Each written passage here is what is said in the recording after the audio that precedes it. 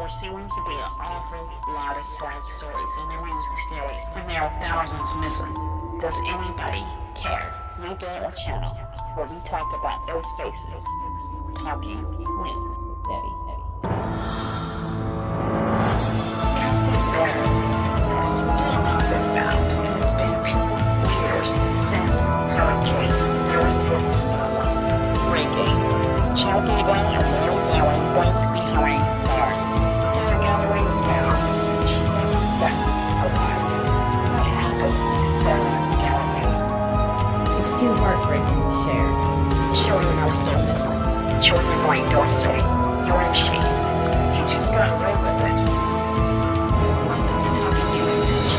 Hello everyone. My name is Debbie. We use big stories to push little faces.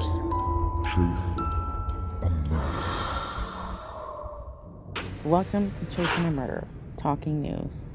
My name is Debbie. Before we get started, guys, take a moment to subscribe and like. And I want you guys that are new to this channel to know that I record live. So I won't usually go back and repair edits if I mispronounce something or if I get a little tongue twisted. I don't have time to do perfect videos on top of perfect research. So in part 27 of A Life Beyond the Grave, we learned a lot about Alex Cox, Lori Valo's sister. He is one of the bigger characters in this story. He has a very strong interest in women. He admitted that he has an addiction to being intimate. And we've had a few first-hand accounts of this idea. Moving in deeper into 2012, because we are kind of hopping back and forth, Chad Daybell is still working at the cemetery. And by this time in the timeline, his children, especially his older children like Emma, are beginning to grow up. According to Chad in a few of his blogs, he said, quote, I basically served 2 5-year terms as a cemetery sexton. I worked for Springfield City from 1995 to 2000, and that's before moving on to other jobs. Then I was Spanish Fort sexton from 2009 to 2013 before returning to Springfield for a year. And it's during this time, his time as a sexton in a cemetery, that he's having several experiences with ghosts. And we talked about this in the earlier parts of the series. But Chad Daybell still has a dream, and his dream lies within this book publishing company. Through his own books, he's able to reach people and give them the idea that he has this very amazing gift to predict what's going to happen in the future, and that he may be a prophet to God himself. Though he pushes it as a fictionist story, he later admits it's non-fiction. So next, I want to introduce this guy, Brandon Boudrea.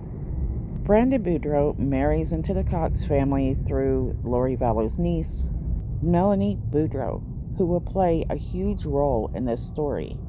During this time in Brandon Boudreau's life, he is very young, outgoing, and he's a sales manager at Star Satellite.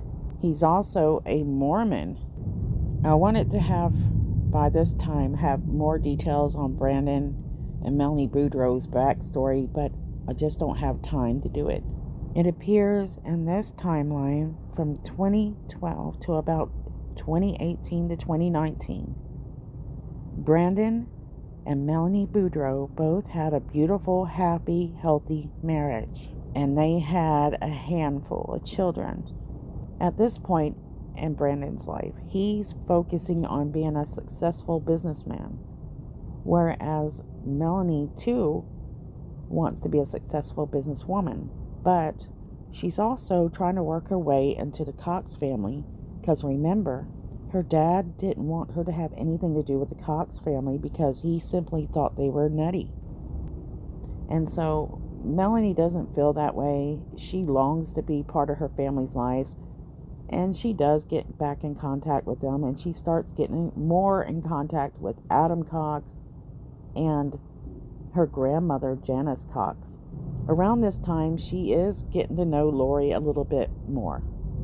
But they don't have that close connection that we know them to have in 2019. It's important to understand that during this time in Melanie Boudreau's life, everything seems to be normal. She doesn't seem to have any issues. But that's not the case for Lori, now Valo. While things seem to be a lot calmer than what they have been, after Lori actually stalks Joseph Ryan while he's got his visitation with his daughter, while things appeared to have cooled down somewhat, they weren't cool. In fact, they were still disputing through documents, still attached to the custody of Tylee Ryan. So for Colby Ryan, this must be the most calm period of his life. What I can find is about 2013 to around 2017. Lori and Charles Valo are building a family, and she has accepted that she and Charles could help adopt JJ Valo and bring him a better life. Larry and Kay Woodcock actually cared for JJ for about 10 months of his life, and then suddenly they had this offer come, and they feel like this is a godsend. This offers so much to JJ. Charles Valo is adamant about doing this. This is something he really wants to do to help out his family, to help out his nephew, and to build the family between he and Lori. Now let's jump back to the problem and the custody battle between Lori Valo and Joseph Ryan. I have to be honest with you. I am falling behind in this part of the timeline, so I don't know this part of the timeline as well as I do as we move a little bit further in the years. There's so many people and so many things to tell that even there's people out there writing books, and boy, they're probably going to be writing books for 5 years or longer in order to to tell the complete story. Otherwise, it's a premature book. And I do want to mention that I have a friend that is working on a book. And whenever she's ready to share the information on that, I'm going to share it with you guys. She's worked very, very hard. Isn't that right, Ron? So Joseph Ryan and Lori Valo have they're petitioning back and forth. Still fighting through documents in court. And you can find a lot of this information on Reddit. They have several intelligent women out there who are good at sleuthing. So this letter says, I represent Miss Lori Valo, and I am contacting you in regards to your failure to pay child support and provide health insurance for your daughter, Tylee. As you are aware, you are obligated to pay Miss Valo $1,000 a month as and for child support. You have failed to make your payments on a regular basis. The amount you owe for the arrangements as of May 22nd of 2012 is $16,543.96, according to the Texas Attorney General's office anyway. So a quick note, I believe these things are happening during the time where they actually had taken too much money from Joseph Ryan's account. And so they're kind of fighting back and forth on that. Now, they claimed that Joseph Ryan had not provided health insurance to his daughter Tylee and has failed to do so since 2011. So, we know that Tylee Ryan has been sick. She's been dealing with some health issues. Sometimes they don't know what's causing it. One time we heard it might be her pancreas, but her health conditions continue. And that's concerning to me. And in this letter to Joseph Ryan, it says, as a result of your inaction, meaning he hasn't paid health insurance for Tylee, Miss Valo has incurred significant medical expenses, and she has been forced to provide health insurance coverage for which you are responsible. Additionally, I have noted in your emails to Miss Valo that you accuse her of wanting to engage in litigation. This, of course, is not true. Miss Valo has not filed a motion against you in over 5 years, although that may happen very soon. You, however, have filed several motions against Miss Valo during the same time frame. Moreover, you apparently want to prosecute Miss Valo for violation of a court order you have been in violation for over a year. Listen very close here, guys, because it's very important to know what Lori Valo is like now and compare it to later on. Continuing, due to your recent conduct and attempt to have Miss Valo prosecuted for custodial interference, sorry guys, she has authorized me to domesticate the Texas judgment and proceed with a petition of order to show cause. And then again, they go over everything we've gone over, which is failure to pay child support, which Joseph Ryan says is not true. So it's important to understand also how Lori is, or how her attorneys engage with her. It kind of turns into a threat at this point. It says Arizona judges take non-payment issues seriously and have on many occasions ordered the incarceration of non-complying parties. Additionally, you are on probation for a DUI. So a lot of people believe that Joseph Ryan, he really goes through heck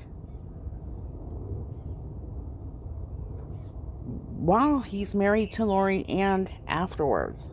And he seems to become consumed with not just staying afloat and not letting her take everything. And in some ways, I believe that he did this, and I'm not certain, this is my opinion, is he held himself back just so that he didn't have to give to her.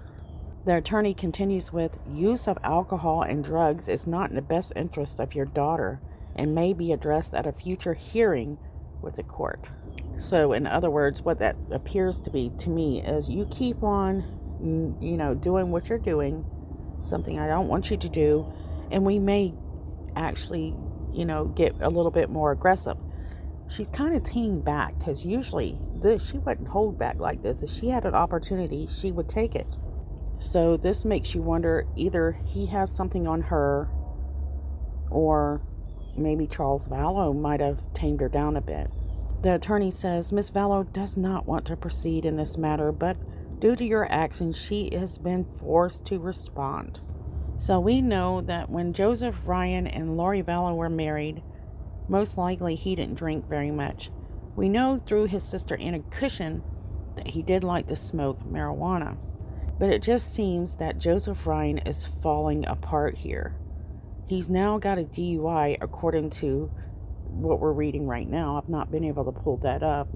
And he's not been able to see his daughter. So, all this stress must be getting to him. And he's trying his best not to show it. Meanwhile, his life is being destroyed, whether Lori's doing something or not, because mentally, he's not okay. Mentally, none of these people are okay during this time. Next, the attorney addresses the visitation rights. He says, it's in my understanding that you have requested summer vacation from July 2nd, 2012 through July 16th of 2012, and from August 10th, 2012 through August 24th of 2012. While the July dates are no problem, school starts in August 8th of 2012. Thus, your request for the summer vacation time from August 10th through August 24th is outside the summer schedule, and therefore the access time may have to occur at some other time. The attorney then slips in this little reminder that in paragraph 3, page 8 of the interlocutory order July 17, 2009, Ms. Valo is entitled to designate on weekends during the summer, which weekend would otherwise be yours, to have access to Tylee. So here you can see where she's trying to make it sound like she's working with him, but at the same time, she really isn't. So at this point, the attorney lets Joseph Ryan know that Lori Valo has the choice. He says Miss Valo chooses the weekend of June 30th through July 1st. So this order actually allows Miss Valo to have Tylee from June 29th at 6 p.m. to July 1st, 2012 to 6 p.m. Because Miss Valo has regular access on Monday. July 2nd, you will get Tylee commencing July 2nd as you requested. Okay, and here we go, guys. So pay attention here what the attorney says. Finally, for the punishment of his actions. You ready? He continued with, finally, due to the conflict that occurred in the manner of which you communicate with her by emails, etc., Miss Valo does not want to have direct contact with you. In the future, Miss Valo will have a friend or family member who is well known to Tylee to be present at the exchanges. If you have any questions regarding Tylee, please direct your correspondence to me. If you continue to harass Miss Valo, then I will file an order of protection against you. Then they continue to make it known that they're going to continue to harass him. He says, it's in my understanding that you are moving in the near future. Please provide me with your address or other contact information as soon as you have relocated.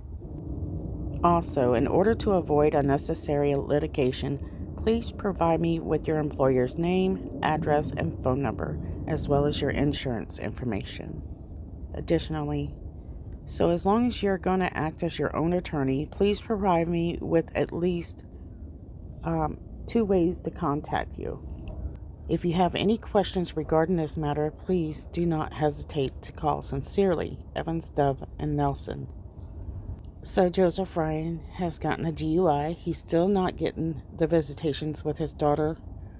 At this point, it appears that he doesn't have an attorney, and this is where he probably messed up quite a bit.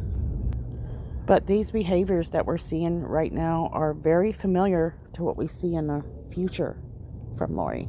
If you don't do what she wants exactly the way that she wants it, there's going to be trouble. So at this point, Lori is living in Arizona, and Joseph Ryan is going to move to Arizona as well. So what is the real reason as to why Joseph Ryan moves closer to Lori when he's having all this trouble to deal with? A lot of people say it's to be closer to Tylee Ryan. And for those of you who don't know Lori Valo that well, the ultimate punishment for Joseph Ryan at this point is she cuts herself off from him. She has learned that she can somehow manipulate people by punishing them from her presence. This is something she uses often, and it will happen in the future. There are many, many instances where Lori uses her divine presence as a way to control people. And right now, Joseph Ryan is being punished big time. He can no longer email Lori Valo directly. He has to go through her attorney or an appointed family member or friend that is close to Tylee. So before we get to the goodies on this case, you're now learning what Lori Valo is like, what her game plan is, how she works. So one of her biggest things, or her biggest powers, is how she uses her presence. She shows to me, and I'm not a psychological expert at all, psychopathic tendencies. But I'm going to do something I don't usually do in this series, and I feel like it's important. I'm going to go over an article that describes a psychopath and how they use their presence as an empowerment. And I think you will find it very interesting, and you might find it matches someone in the story pretty darn well. It might be several someones, in fact. I think many people might enjoy actually hearing some of this, because who doesn't like learning more about psychopaths and how they tick, let's see what some experts say on these individuals that use presence. The article says, the work to control one's presence to paint an image of power is simple to execute. An individual who elects to do so simply chooses to exit when they're not in a powerful social position at the moment in time. An astute analysis of one's real-time social standing is thereby constantly performed by individuals who seek to weaponize their presence. When they find themselves in a social circle, they want to be seen as powerful within. They will audit the signs and signals others show them. The more signals that point them as to being in a powerful position over others around them, the longer they will stick around. Once the signals of others respecting their power in a certain social circle weaken or diminish, they will quickly withdraw their social or physical presence.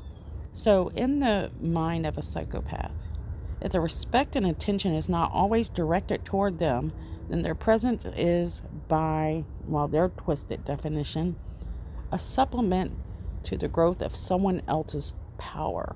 And to them, every interaction one has is a battle of power. Power is constantly exchanged and fought for in the mind of a psychopath. So this part's really important, and I think Chad does display some of this, but he's too weak to be a psychopath. However, he will ride a psychopath's tailcoats. He continues, such individuals would be strict in analyzing whom their presence empowers and will follow every measure to ensure they stop empowering those people. And likewise, they seek to reward anyone who empowers them from a social standpoint. Their reward in this case would simply be one of being present. They will be kind, talkative, and engage when they notice signs of others giving them attention and showing them respect. But as soon as that conversation isn't about them, however, they interpret the group's attention to be on someone else. If they remain present for the conversation, which isn't about them, they'd not only be weakening their image of power, they'd also encourage another's power to grow as an audience member. Such individuals reward all signals which point to them as being the most important person at an event or an outing or a meeting with their presence. And as soon as they are not getting all this attention or command, they will withdraw. And like I mentioned earlier, in an effort to punish those around them, they physically leave or become distracted. And this is something I feel for certain Lori does this. I mean, this is her game, and she's probably one of the best at it that I've seen. And in this article, it says it's important to note to keep in mind, this anyways, people who seek to manipulate with their presence continuously seek to make their presence worth more by limiting it. So once I looked this up, I was like, can people really use this mind thought of using their presence as a punishment? Because that's what it appears Lori Valo does. And when I read this article, I was like, my God, I guess there are people that really and truly do these kind of things and are able to socialize in this way. That's an awful lot of me thought going on there. So how in the world could you live your life living in only you like that? I don't get it. And if anyone that is from this group, like Melanie Gibb, Melanie Pulaski, any of you who are attached to Lori are listening to this right now, you're probably going to be kicking yourself in the butt. Because now we're going to go into conversations with individuals such as Lori Valo. So conversations about individuals who seek to be important also score points to lengthen their stay. This might lead up into going into the group around Lori. So a bunch of psychopaths perhaps, but some people can display psychopaths traits but not be psychopathic. Some are just seeking love or acceptance. But this is interesting to me. So the conversations about individuals who seek to be important are also score points to lengthen their stay. Stories about their past, inquiry into their profession, a general intellectual proximity to the individual's interest. So just imagine like these groups that you're interested in, you're talking about doctrine, maybe the second coming of Jesus Christ, whatever that topic might be for this group. But again, without anyone showing them undivided attention, they will exit the setting to not be seen. They rather portray themselves as busy than lonesome, even if that portrayal is not true. And each time they show up to an event or a social circle, they will repeat these same principles. So here's a little bit more to help you understand more about Lori Valo, at least in my opinion. It says, if the conversation isn't directly about them, individuals who thirst to be seen as top dog will ensure that they either control conversations or they just won't be there for them. By taking control over a conversation, these individuals perceive others to be operating in accordance to their specified selfish, power-hungry wishes. And this is something I wish I could have done later on when Lori Valo is actually first meeting this group attached to Chad Daybell, Julie Rowe, Melanie Gibb, Melanie Pawlowski, and preparing the people. And there's so much to the story I could tell you. Say, well, listen to this part and try to remember it for later on. Maybe I just have a bad memory, but I have a hard time carrying in stuff for later. But let's attempt. So it continues with, such individuals would typically attempt to take the reins of a group, or rather the group's conversation, and direct it as they wish. They will assume the role of the interviewer, the role of the planner, the role of the storyteller. So to be the one in the center of attention, basically. And if they notice that the conversation is neither about them or being led by them, they will most likely exit.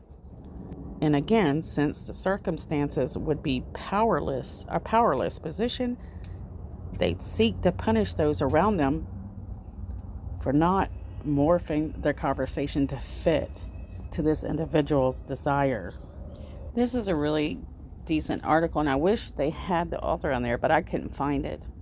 But anyways, they say that in order to punish people who don't, cater to their every woe, they have a point system that they use in order to win their favor. And those that didn't cater to that person at that event, well, she will or he will remember who they were, who was present, and, well, punishment starts to be created. And there are two phases to this punishment. The first would be their immediate withdrawal from their conversations, events, and groups they were deemed not to be inflating their sense of power over others. The second phase would depend on their memories, such as events and conversations. These individuals tend to refrain from attending similar events in the future. They don't call you, they won't come over to your house, or they'll kind of exclude you. And at some point, they might even give second chances. They'll look for signs that you change your ways of interacting with them. If they see submissive signs of your end, of course, they'll reward you. They'll look to you to make everything about them, the conversations, the plans, the stories. Most importantly, they'll be looking for you to be more motivated to keep them happy. This result is what a psychopath will gladly welcome and reward with their current and future. What? You want to guess? Their presence. If they don't witness their preferred result, they repeat the process. So that was a brief summary of her psychopathic characteristics. I believe she does carry them. She has several things that I see stand out, which point to some kind of mental illness or some type of social disorder. mostly her desire to be in an empowerment. So at this point, that's what you're seeing with Joseph Ryan, is whenever he does something she doesn't like, well, she's had to resort to pulling her presence away from Joseph Ryan. And believe it or not, I feel like, and Joseph Ryan is no longer here to defend himself, but my thought is this, is I feel like he would fall for her hook, line, and sinker almost every single time. So I am very curious as to how she was able to act in this way for so long and yet get the status, and you always wonder, guys, of a great mom, a great wife, and then suddenly she wasn't. All right, this is a bonus video. I kind of wanted to put this out there so that those of you following this story could understand, or at least get an idea of what my version of Lori Valo is. So remember, guys, this is all my speculation on this video mainly. Some facts are thrown in there, but as far as her behavior and her mentality, that's speculation. Of course, a professional is going to have to say whether or not Lori is a psychopath. This is my opinion based on my research at this current time. As you know, we can always get new facts that change how you see things. Guys, we still have many women out there that are missing children, and even men, guys. Justin Lum just did a story on one that I'm going to try to actually help him out on. It's quite noisy today. It's been raining, a lot of traffic, so I'm going to have to close out, guys. Don't forget to check out these faces, these stories, and I'm going to try to update Jasmine Robinson's story, also known as BZ. Her story's just not been public enough, and just recently I'm able to get some stuff. And you can't help anybody if you don't have information. So love you guys. See you soon.